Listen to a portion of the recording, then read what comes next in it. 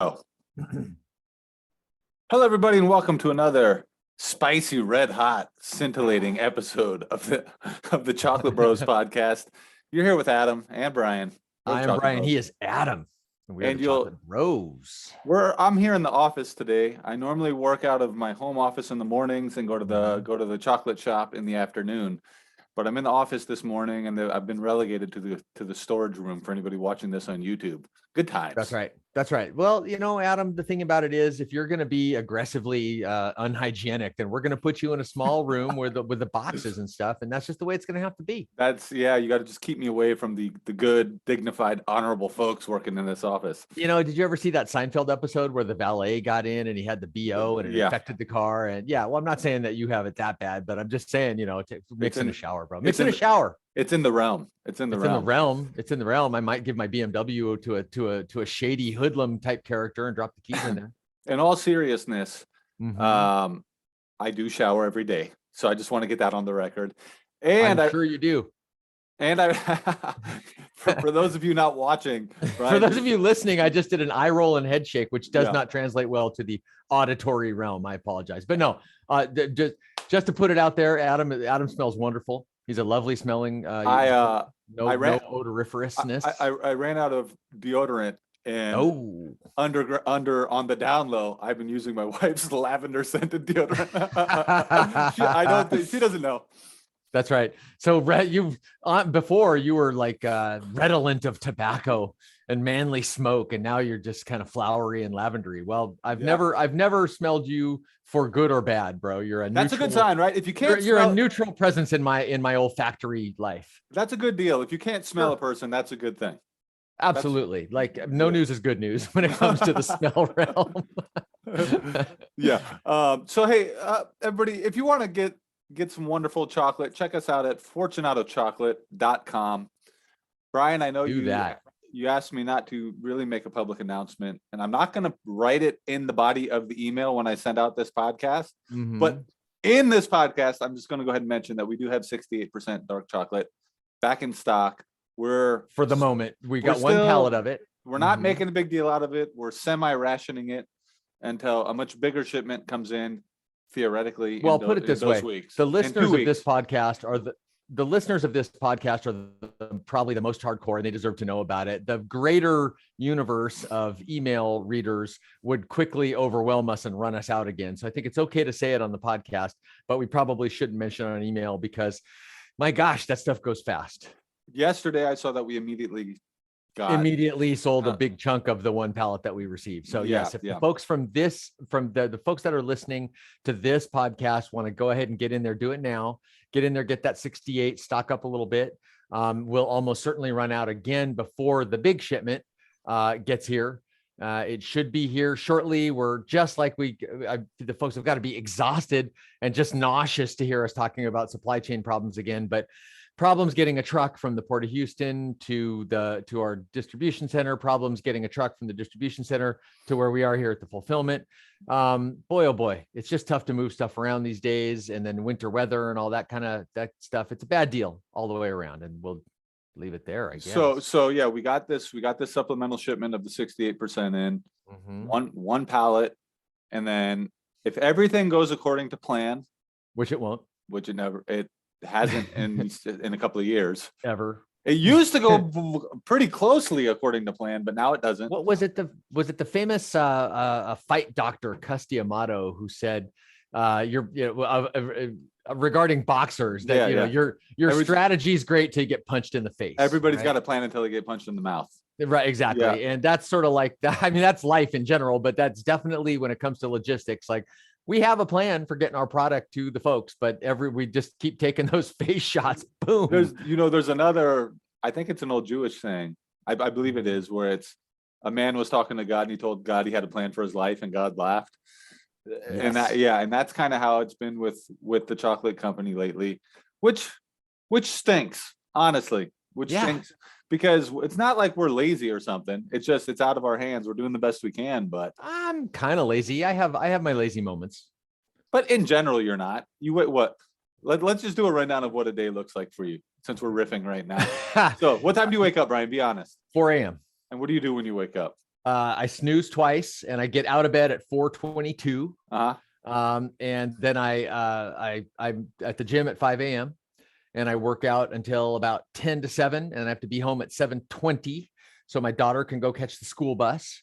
And then my wife typically gets home from the gym a little bit after that. I come to the office about 7:45 and I work until about 5:36, sometimes picking up the kids from school or taking them to their various activities or sporting events, and I get home and laundry, fold clothes, clean the kitchen, clean up, trash, cat box, get my stuff ready for the next day, play with the kids, read with Dominic, play soccer, play basketball with them, like house soccer, house basketball, try to clean up a little bit of the madness, see if Amara needs help with her homework, try to get a little time in talking with Ceci, and then go to bed. In bed at 9:30, asleep by 10 to do it all again the next day. It's not a lazy existence. You're right. Yeah, I didn't catch very much laziness in there at all. But sometimes when I'm at work, I do take a moment off of work and go like check out like snowboarding forums. So you want to know something? It's not 100%. You want to know something, man? Only like a super hardworking person would think that taking a moment or even like 20 minutes in their workday to like look at some snowboarding stuff out of the day that you just described, you'd feel guilty or kind of lazy. Yeah. Like, during the winter, though, occasionally I leave work early and go snowboarding, and I did actually take most of a day off of work. But even that's not lazy. Yeah. That's not a lazy man's hobby. No, it's exhausting. I definitely while I'm relaxing, I'm working, I'm physically busting my butt. So yes, that's true. All right. So I spend verging on 0 time sitting in a chair watching TV. My schedule looks pretty similar to yours, except for I don't wake up at 4. I wake up at 5. Just slacker, Adam. Come on, man. I wake up at Get 5. busy. Get busy over there. You wake up at 5. That's good, but you don't go to the gym. So yeah. I don't go to the gym, and I don't look at any forums, and pretty much all of my free time is dedicated to doing research and thinking about other ways to make the business better. Yeah, that's my hobby. My hobbies are the business. And so I really don't have any mind space other than my family and the business. That's about it. Yeah, I do my thinking about the businesses that I'm involved in at the gym as I'm working out. And yeah, but I have a hobby, which is during the winter months, a bit of a time suck, which is snowboarding.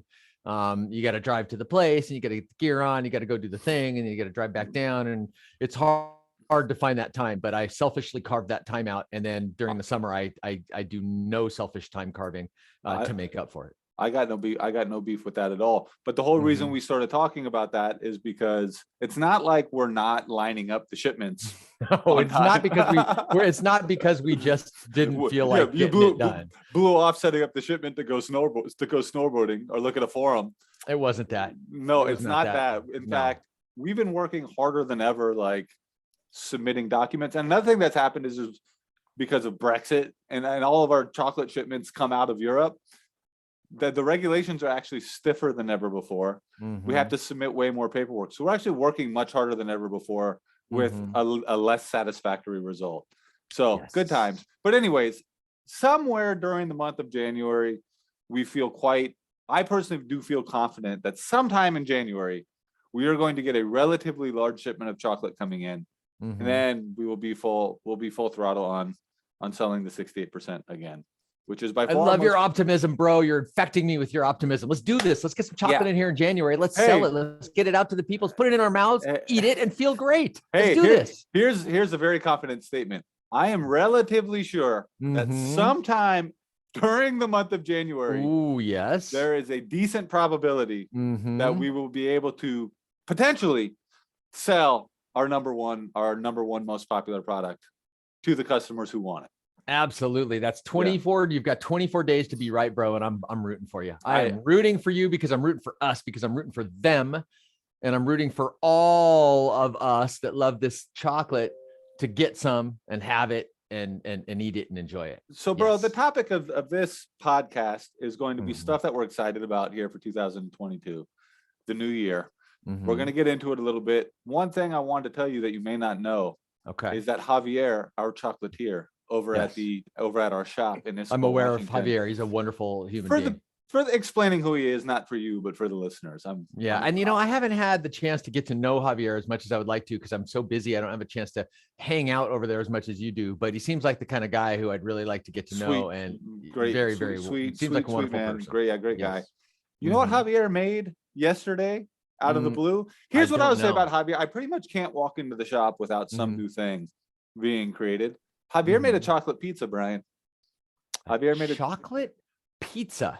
Explain. You just put two words together that don't normally go together. It's like saying he made a Lego jet.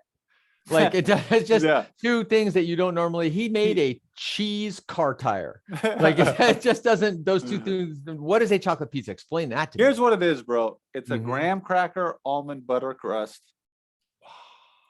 Graham cracker almond butter crust. Okay, you for the folks who are listening and can't see, I just did my mouth. I looked like an emoji, the surprise emoji. My mouth kind of went round, and my eyes went. Oh, yeah. And then we're 47% dark chocolate as the sauce layer. Okay. And then the toppings are all dried fruit. So we're talking mango. Man, we're talking dried cranberries. We're talking dried coconut, dragon fruit, kiwi. That's unbelievable. Dragon fruit. Dried kiwi. Yeah. Ooh, I love dragon fruit. When I went to Peru a couple months ago, the dragon fruit it's super in season and insanely cheap compared to the United States. They're like $8 for one dragon fruit here.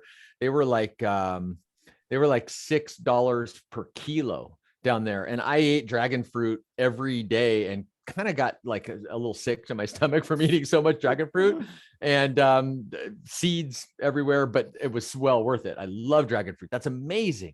Throttle back on the dragon fruit, bro. I can't do it. It's not possible to do it, bro. I had 5 days to eat dragon fruit and I maximized my time. What can I tell you? Yeah, throttle it back a little bit, bro. I had to, and I was on some dragon fruit forums because you know how I am, and I took a little time off from my busy day to focus on dragon fruit. I mean, I'm not going to apologize for it, but I will say it's not the most productive use of my time. Yeah.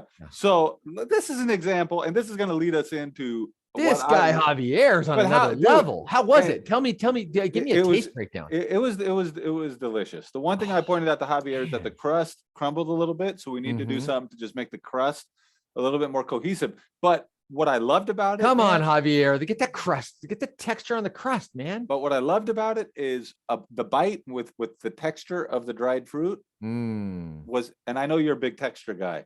I love the texture. I really do. And he did, and the chocolate had a nice snap to it. The crust was soft, and then you had the chewiness of the dried fruit. Extremely. That's where you satisfying bite, dude. You want the crust on that to have a just slightly gummy texture to kind of hold it all together and provide that good base. If the crust is so, like, you got two kind of pizzas. Now, I love the New York thin crust. I'm a thin crust guy. I am a thin crust guy as well. There's thin crust pizza that gets so thin that the crust is kind of like a cracker, almost crackerish. That's a Staten you want Island it spongy. thing. You want it to be spongy. That's right. That's a Staten Island thing, and it's delicious, by the way. But it's a lot more satisfying when that crust stays a little chewy, a little gummy, and but also firm enough to hold the slice. You got to be able to double it over. Oh man, you're talking about pizza nirvana, and I would want the same on this. I would want it to be solid enough and a little bit chewy and gummy, but like not so much so that it makes the whole thing. What helps contribute to that gumminess, that kind of springiness and that sponginess that you're talking about is the dried fruit. Because the dried fruit comes in and gives you sort of that gumminess that you're talking about. What you're describing sounds amazing. And then you have a variety of different dried fruits. So it's interesting. One thing I've noticed about Javier, because of his sensibilities. Yes. He's just a regular dude. You mean stuff that he's sensitive to, or sensibility, meaning his mental, outlook on things. What appears to be his preferences for the type of confections that he's creating. Everything he does really could be for a kid or an adult or somebody who's a foodie. It's really interesting. Yeah. He's got a really nice way of blurring the lines. Yes. So something is sophisticated. It's got a whole bunch of different flavors that it's interesting. And when you eat it, it's very satisfying, even for somebody who's been in the chocolate business for a long time like us. Yeah. Yeah. Well, I think he fits our dynamic very well, because there's nothing precious about the stuff he puts out. It's not precious, but when you eat it, but when you eat it and you taste it, there is a sophistication to it, but it's not pretentious at all. And a chocolate pizza like that is a very good example of something that's fun, and what's the word that I'm looking for? It's fun and anyways, it's playful enough for a little kid to dig it. Yeah. But also it's sophisticated enough for a foodie to get real satisfaction out of it. So well, that's really interesting, because if you think about some of the great stuff that's been out in the last, let's call it, couple decades, think about something that was strictly just for kids before, like an animated movie. And then Pixar came out and started making movies that worked very well at the kid and at the parent level. And all of a sudden it exploded and became like a mainstay of the culture. Blurs, if you could do something, lines. Yeah, blurs lines. If you could do something that's working on that kid level and working on that, working on the parents level, that's a hit, baby. I mean, that's where it's at. So if we're talking about stuff that we're excited about for 2022. Okay. I'm really excited about the potential of being able to introduce new products to our customers. We're building out a kitchen. I was going to say, in our shop. Take it even further. What I'm excited about is the fact that we might be able to offer some of these amazing products. These turtles that you brought over are just fantastic. If anybody doesn't know what a turtle is, it's like a chocolate. I didn't know until yesterday, literally. It's like chocolate and caramel together, normally with some nuts or something like that. We have these 47% dark milk plus caramel and sea salt pecan turtles. And I'm not a big pecan fan. So when you told me about them, I wasn't like over the moon. I tried them. They're fantastic.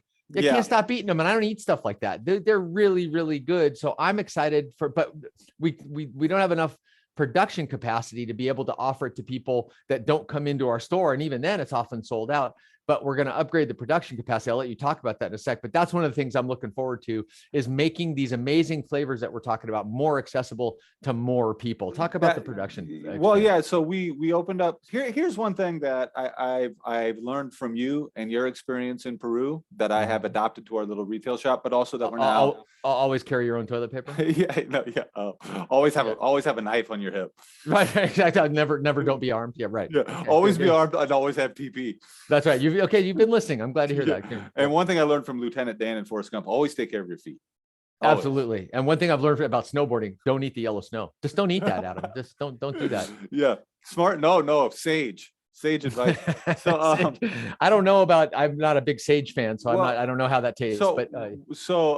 Nice. You knew that's not what I meant when I said sage, Brian. Don't be twisting my words like that. All right, I won't twist. Yeah. So I always remember that when we first started business in Peru, buying cacao from cacao farmers, we didn't want to dictate our beliefs of what should happen onto them. Right. Rather, it was a listening process to figure out where can we fit in here that adds value and makes life better, but also achieves our goal of being able to put out a delicious product.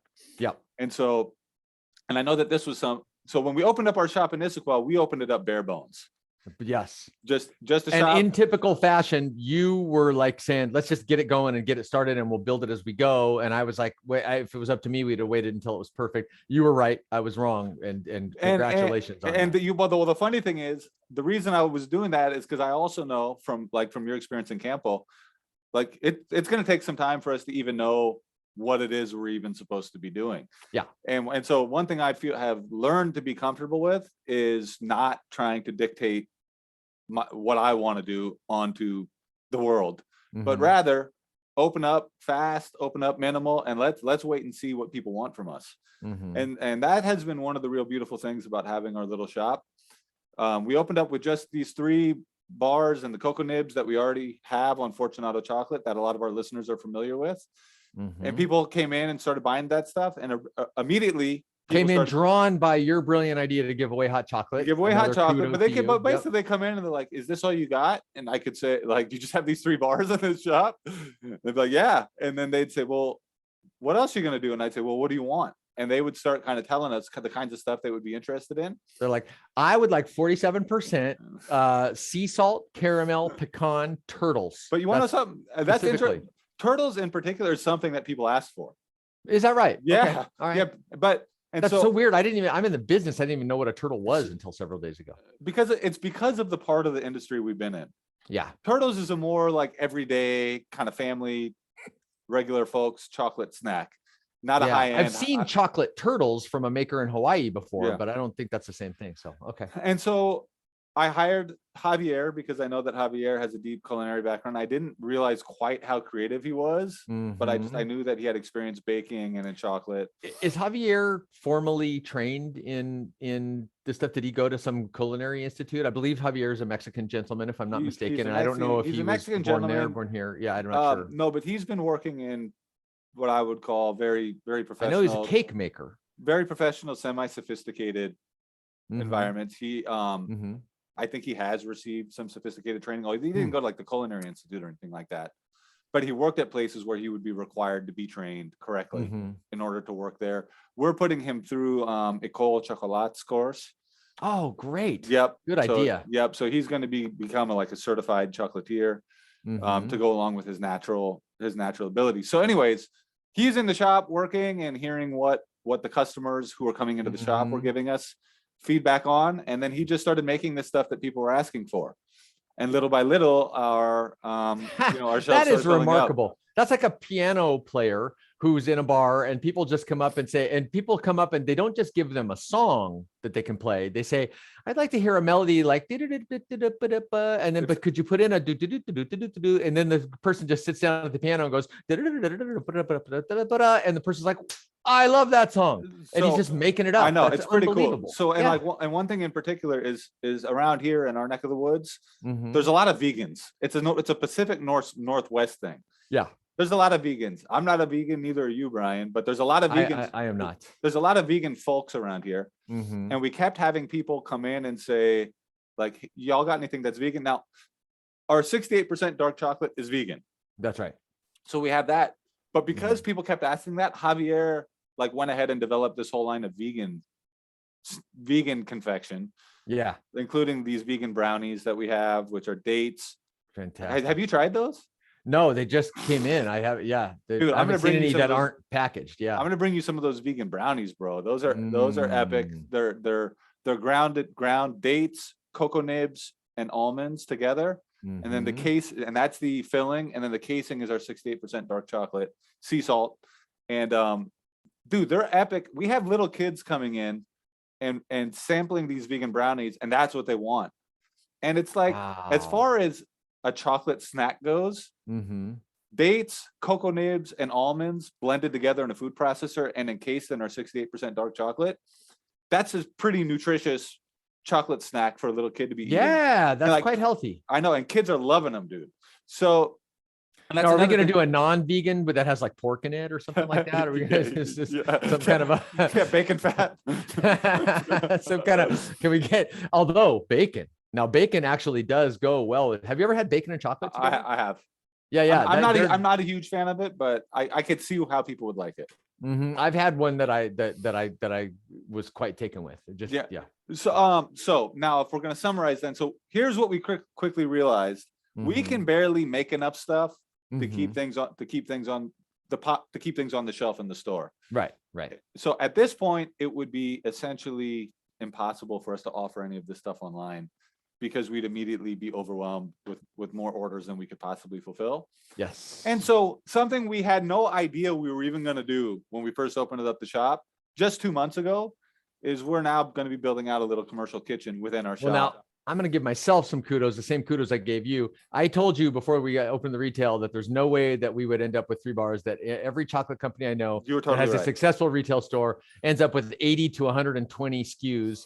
Because you need that variety, and we're nowhere close to that, but definitely already I think there's 20 or 30 products in our e-commerce platform, and it'll continue to grow. They won't always all be in stock or available, but that's the kind of variety you need to offer. And it's amazing that we've lucked into having a wonderful person like Javier to work with to help us grow that product count. And they're all delicious. I haven't had a stinker yet. I really have not had a single thing other than the very first attempts at panning, when I thought the ratio of chocolate and nut was a little off. But other than that, everything he does is a smash hit. He's so good.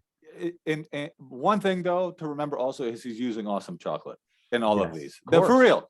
For real. And awesome other ingredients, but yes, the chocolate yeah, is top notch, and that means that the chocolate confections are going to be have and the potential to be top notch. and we're you know we're always buying the best ingredients we can buy. We're getting the organic stuff. We're Mhm. getting the stuff that's like has natural ingredients. We're using these Mhm. vegan marshmallows, not because they're vegan, but because Mhm. they don't have any corn syrup in them, and that the I like ingredient that. they're just more delicious. Yeah. The caramel on the turtles that you mentioned, instead of Mhm. using corn syrup, we're using Angel's tears, right? Is it angel's tears instead of corn syrup? Is that how, what they use? how would that be a great ingredient? We have to make I it don't know. It just seems very organic to me. It we seems have to make pure. Very, it seems exceedingly pure. That's I all. know, There's but we no have to- adulterants in that. well, they'd have to be crying tears of joy, right? Because Well, of course, Adam. Tears of joy. I don't want the bitterness. I don't want their bitter, sad tears in there. I'm talking about tears of joy. we bring the angels into the shop. We give them a s'more. They start crying tears of joy. and we harvest. It's kind of a recurring cycle. We harvest the tears of joy and use that for the turtles yeah. in the caramel. That's right. But so like the caramel, we're using organic honey. Mhm. So we've replaced an ingredient we don't like that much with something we feel much better about. Wonderful. So all that being said, the Mhm. thing that I'm super excited about is the level of creativity that we're able to bring to bear. I mean, it's crazy. Just less than 2 years ago, all Mhm. we were doing was selling 1.1 pound blocks of chocolate to restaurants. We didn't make our own Yeah, products. and beans to chocolate makers. And beans to chocolate makers, but Yeah. our bandwidth for creativity was nil. We didn't get a chance to Mhm. create stuff ourselves. We Correct. just sold it. We sold ingredients for other people to express their creativity. And so I'm really excited about us being able to be creative. And one thing I know we're going to be able to do that I think is going to also be a great thing is these products that we're able to put online, they're all going to Mhm. be made fresh. So if you order something, it will just by the necessity of our operation, it will have been made either to order or within a couple of days of your order.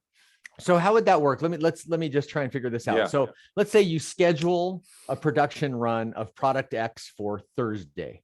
So we would then maybe Wednesday I don't think we're going to do it like that, bro. load inventory into the system and make it available. I don't think we're going to do it like that.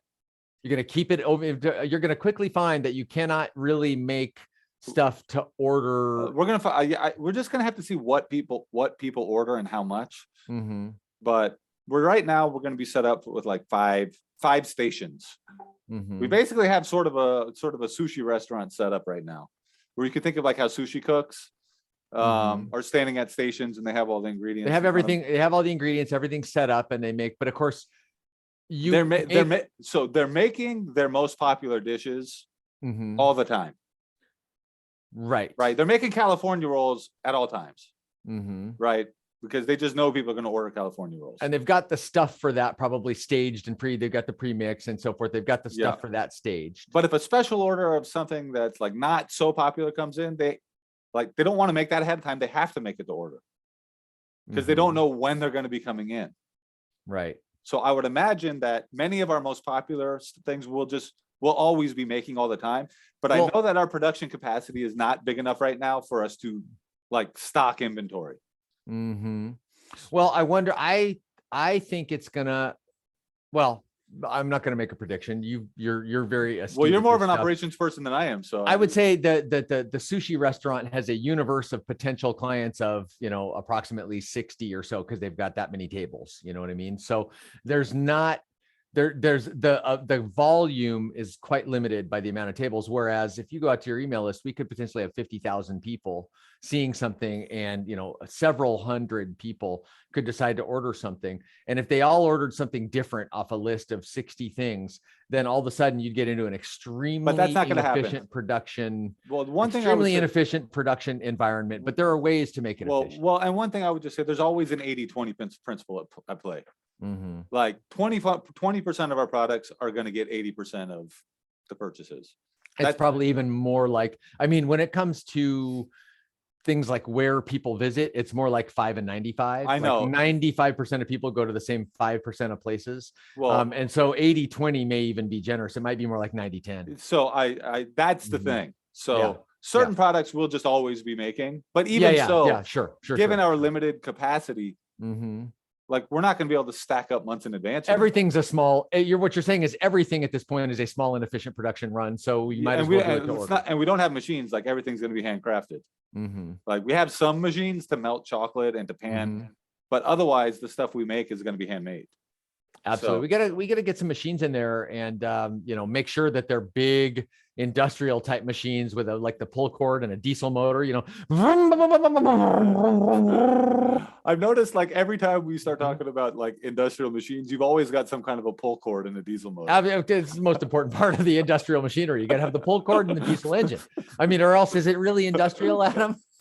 No, I base all my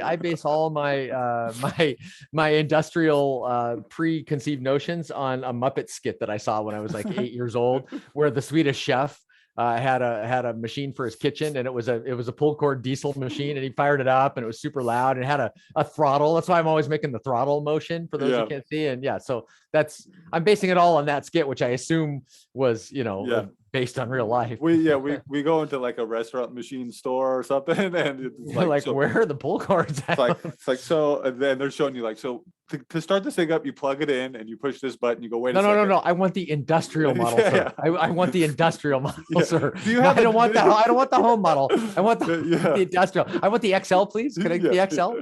Do you have a diesel version of this? Pull cord only. I want something where you have to pour a little bit of actual diesel fuel down the exhaust pipe. Do you have one of those? Yeah. Do you have a diesel version? And then we plug it in. So the thing I'm way excited about for 2022 is our ability to just create great products that people are going to love and express ourselves in that way and do things fresh, handcrafted, blurring the lines, making it good enough for even the most the most serious foodie, but fun enough for regular for that foodie's kid. And kids. Yeah, absolutely. Yeah. And let me tell you one thing I'm excited about. I know we don't have a ton of time left, but I'm really excited to keep making a strong harvest for those farmers, because we're buying as much as they can produce, and that means more income for them. It means more school supplies and access to better medical care and upgrades in their house and their plumbing and motorcycles and vehicles, and maybe having a little cash to invest in something that will make them money down the road. I can think of one farmer, and Oscar told me about this farmer, and because we bought as much as that person could produce last year, they invested in like a food cart. And their daughter was in Haiyan and started using the food cart to do salchipapa. And then that becomes a business. I look forward to more stories like love that, dude. That.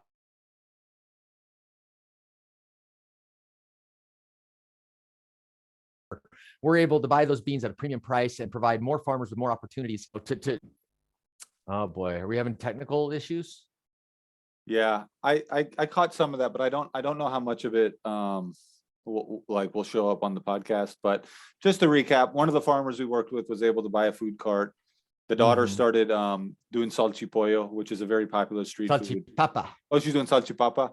So salchipapa which is French fries covered by like a little hamburger or sausage sections with like mayonnaise on top of it or some other sauces. Yeah. So that's great. They were able to use the extra money as investment capital to start another business, which is beautiful. Exactly. So I just look forward to when we're buying lots of cacao, because it means more opportunity for more farmers, more income, and those are my friends.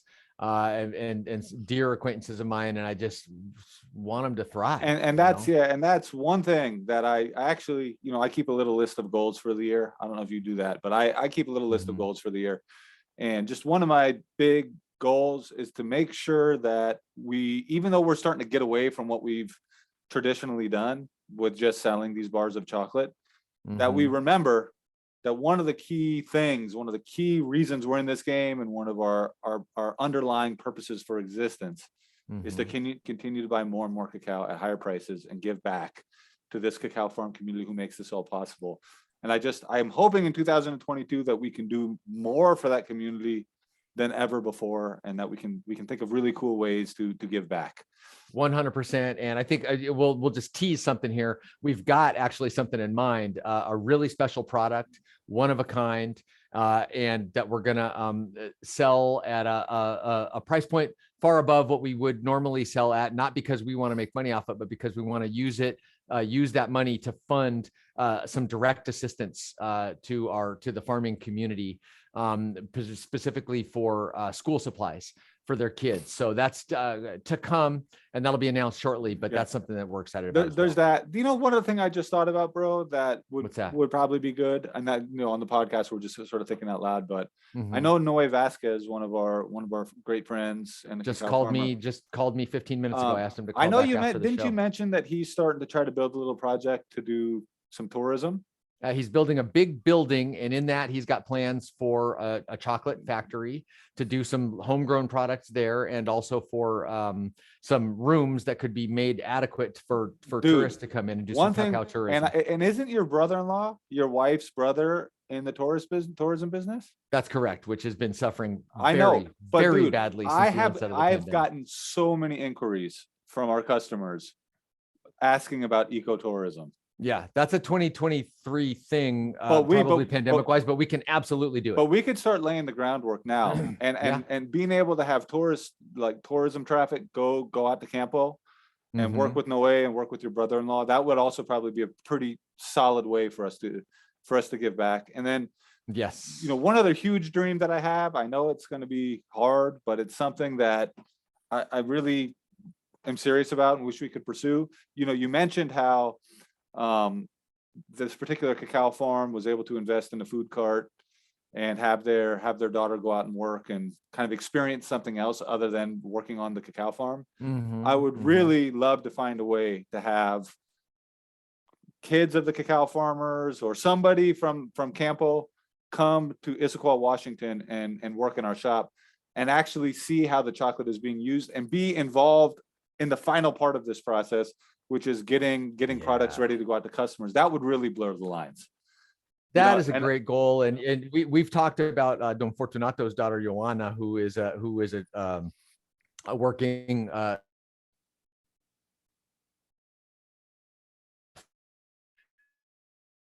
news and Eric Repair. Oh, did I lose you, Adam? Yeah, you're back now. Go ahead. Okay, so has impressed the likes of Tony Bourdain and Eric Repair, the owner of Le Bernardin in Manhattan. And getting her up here or just in any way, getting the people in Campo more involved and seeing what's going on here and the retail end of this and interacting with people that eat and love the chocolate made from their cacao beans. That's a fantasy. It's a dream of mine as well. And we're going to find a way to make, not just get people down there, but get some of the folks from down there up here. It's a wonderful idea. And pay them American wages and just whoa, Adam. No, obviously, yes. That's the point. Like because I think one of the things with cacao farmers, whether it's in Peru or Africa or wherever, is they have very little contact with what actually happens with their crops. In most cases, no contact. In most cases, none at all. And somebody like Joanna, like she's already a chef. I bet she would have some amazing ideas, and I'm sure she would be quite proud to create some products. By the way, she already has created an amazing product that Eric Repair loved, and that would be totally commercial, but logistically, we've never figured out a way to do it. But yes, she's full of good. And you know, one of the things that we like, the hot chocolate mix that we're going to be selling online that we serve in our store. I don't know if you've seen the packaging, but we've called it Javier's hot chocolate mix because Javier Valencia, our chocolatier, is the guy who created the recipe. It would be awesome to have some products named after Fortunato's daughter, and we could just tell people this was created by Don Fortunato's daughter. It's her recipe. She developed, and she could come up and work in our kitchen for a time. She could create some products, which would just be so epic, dude. And very few other companies would be doing stuff like that. And it would just be something very, very special that, you know, so that's, I've never heard of any chocolate company bringing a farmer, anyone related to the farm, to their first world operation and get them involved. I've never heard of it. It may have happened, but I've never heard. I know. And it's not, it would be hard. It's a dream. It's hard. That's why it hasn't happened. It's hard to do. Yeah, but it's not impossible. It's not impossible. No. No, so it's not. Those are some of our goals for Yes. 2022. We're gonna have to wrap it up. Yeah, I wanted to say one more thing I'm yeah. looking forward to. I mean, it's been a tough couple of years, right? We're in this pandemic, everybody's suffering together, economy's been up, down, prices, inflation, shortages, logistics, whatever. A lot of people have lost loved ones. You know, we're so sorry for all those, but gosh, I'm looking forward to us finding a way through this and things getting better just on that social front, and just finding some equilibrium, getting back to some kind of equilibrium, societally, family wise, all that stuff. And maybe that won't happen. Maybe it's just a fantasy, but gosh, I'm looking forward to that, just for my own benefit and the benefit of all our loved ones and all our wonderful people that listen to us, and just to everybody in the world. I'd sure like to see that happen. I'm looking forward to the potential of that happening in 22. Well, if anybody's listening to this, let me just go ahead and add something to that. Just maybe a little reminder. We've talked about this on the podcast before, but almost everybody, let's call it 99% of the world, is made up of good people. And I think is 99% the right percentage? I wonder. 90%. I don't know. It's probably between those two numbers. Yeah. Let's just say 9 out of 10 people have good morals. They just want to live a good life. They'll treat you nicely. They'll be respectful. If they could help you, they would. One of the things that's happened in this country, maybe it's happening all over the world, it's like everything is so over politicized. Yes. Yeah, and it's just not necessary. It's just not necessary. So I guess one thing I would just say for everybody that would help us get back to an equilibrium is if you would just treat everybody on good faith.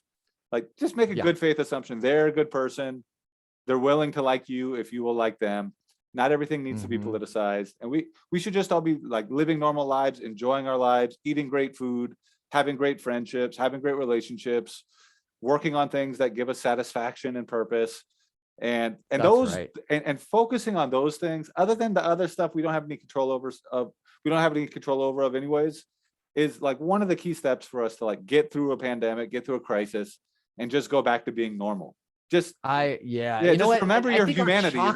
I think our chocolate's the thing that could bring it all together, Adam. I mean, really do. I mean, like, hey, red hat, blue hat, camo, fatigues, cravat, whatever's your right. Wear your beret, do your thing. Just come together over the chocolate, over the Fortunato chocolate. Go to fortunatochocolate.com, get that 68 while it's in stock, and let's all come together over that yummy, delicious stuff. And forget about the politics. Who needs it? I agree, dude. There's something even deeper, which is food in generally. Yeah. Is one of, people overlook it because it doesn't seem like as serious as politics, but food is one of the greatest uniting forces in the world.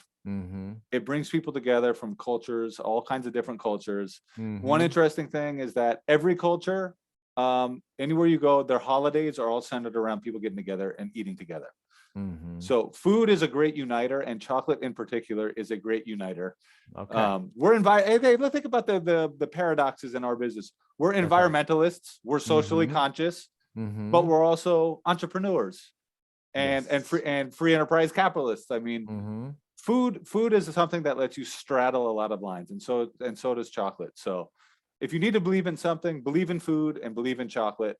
And that'll bring you, seriously, that's enough to bring you together and unite you with a lot of people.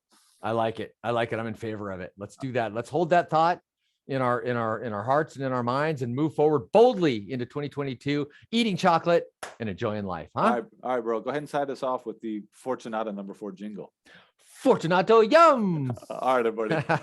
I threw that one at you. Yeah, nice. Well played, bro. Talk to you later. Bye, everybody. Bye.